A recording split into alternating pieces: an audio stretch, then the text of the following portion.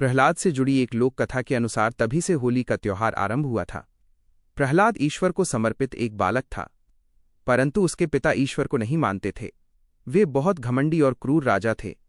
तो कहानी कुछ इस तरह से आगे बढ़ती है कि प्रहलाद के पिता एक नास्तिक राजा थे और उनका ही पुत्र हर समय ईश्वर का नाम जपता रहता था। इस बात से आहत होकर वो अपने पुत्र को सबक सिखाना चाहते थे। उन्होंने अपने पुत्र को समझाने के सारे प्रयास किए, परंतु प्रहलाद में कोई परिवर्तन नहीं आया। जब वो प्रहलाद को बदल नहीं पाए तो उन्होंने उसे मारने की सोची। इसलिए उन्होंने अपनी एक बहन की मदद ली। उनकी बहन को यह वरदान प्राप्त था कि यदि वो अपनी गोद में किसी को भी लेकर अग्नि में प्रवेश करेगी तो स्वयं उसे कुछ नहीं होगा, परंतु उसकी गोद में बैठा व्यक्ति भस्म हो जाएगा।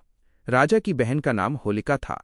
होलिका ने प्रहलाद को जलाने के लिए अपनी गोद में बिठाया, परंतु प्रहलाद के स्थान पर वो स्वयं जल गई और हरि ए का जाप करने एवं ईश्वर को समर्पित होने के कारण प्रहलाद की आग से रक्षा हो गई और वह सुरक्षित बाहर आ गया।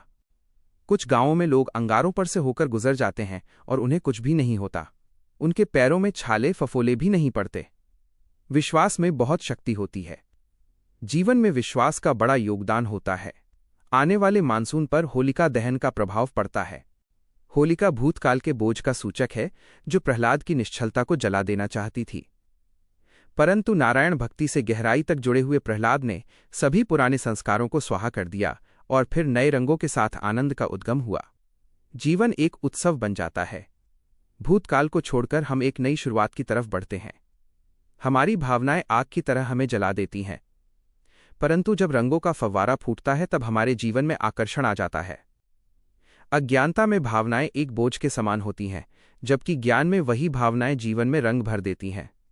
सभी भावनाओं का संबंध अलग अलग रंगों से होता है, जैसे कि लाल रंग क्रोध से, हरा ईर्ष्या से, पीला प्रसन्नता से, गुलाबी प्रेम से, नीला रंग विशालता से, श्वेत शांति से और केसरिया संतोष या फिर त्याग से एवं बैंगनी ज्ञान से जुड़ा हुआ है।